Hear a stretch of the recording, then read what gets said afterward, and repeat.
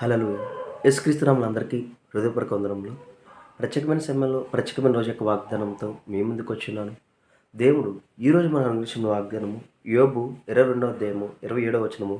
నీవు ఆయనకు ప్రార్థన చేయగా ఆయన నీ మనవిని ఆలకించును. హల్లెలూయా. ఈ వాగ్దానం ద్వారా నీ ప్రార్థనకి సమాధానం వచ్చును గాక. ఆమేన్. ఈ వాగ్దానం ద్వారా నువ్వేదైతే ప్రార్థించిన ప్రతిదానికి నీకు సమాధానం కలుగును గాక. ఆమేన్. ఎప్పుడైతే ఇచ్చిన వాగ్దానం బట్టి అడుగుతామో అడిగిన సమస్తాన్ని దేవుడు మనకి ఇస్తాడు. నీవు ఆయనకు ప్రార్థన చేయగా ఆయనని మనవిని ఆలకించును. నువ్వు ఎప్పుడైతే ఆయన దగ్గరికి వెళ్తావో, ఆయన దగ్గరికి వెళ్ళి దేవుని సన్నిధిలో మోకరించి ప్రార్థిస్తావో, నువ్వు ఎక్కడైతే మోకరించి ఆయన విశ్వాసం ఉంచి ప్రార్థిస్తావో, ఆ ప్రార్థన ద్వారా నువ్వేదైతే అడుగుతావో అడిగిన సమస్తాన్ని దేవుడు నీకు ఇస్తాడు.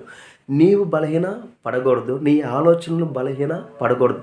బలవంతుడైన దేవుడు నాలో ఉన్నాడు, నేను బలహీనుడు కాదు, సమస్త సమాధానం నేను దేవుని పొందుకున్న విశ్వాసంతో నువ్వు ఎప్పుడైతే ప్రార్థిస్తావో, నువ్వు ప్రార్థించిన ప్రతిదానికి దేవుడు సమాధానం ఇస్తాడు. నువ్వు ఏ విషయంలో బలహీనంగా ఉన్నావో ఆ బలహీనాన్ని నువ్వు ఆ బలహీనత వైపు చూడడానికి వీలు లేదు. నీవు కలిగి ఉన్న బలం వైపు, నీవు కలిగి ఉన్న దేవుని వైపు మాత్రమే నువ్వు చూడాలి. దేవుడు నిన్ను ఏ పరిస్థితిలో ఉన్నా చేయవిడడు. ప్రతి పరిస్థితిని విడిపించి నిన్ను మహింపరిచి దేవుడు నిన్ను ఘనపరుస్తాడు.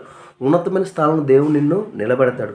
కాబట్టి నువ్వు దేవుని మీద ఆధారపడి ఎప్పుడైతే ముందుకు వెళ్తావో ప్రతి దానిలో నీకు విజయము కలుగుతుంది. ప్రార్థించుకుందామా. మహాప్రేమ గల తండ్రి, నీకే వందనాలు స్తుతులు చెల్లించుకున్నాం తండ్రి.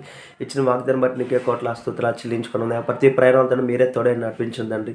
ఈ వీడియో చూస్తున్న వారికి ఏదైతే సహాయం కావాలో తండ్రి, ప్రార్థించిన ప్రతి ఒక్క దాన్ని తండ్రి, అడిగిన ప్రతి ఒక్క విషయంలో తండ్రి విడుదల కలుగునుగా కానీ ప్రవచిస్తున్నాం తండ్రి. కావాల్సిన ప్రతి ఒక్కరికి కావాల్సిన ప్రతి ఒక్క సహాయాన్ని అందచేయమని నజరేయుడైన యేసుక్రీస్తు నామములో అడిగి వేడుకొంచున్నాం తండ్రి. ఆమేన్. అందరికీ హృదయపూర్వక వందనములు.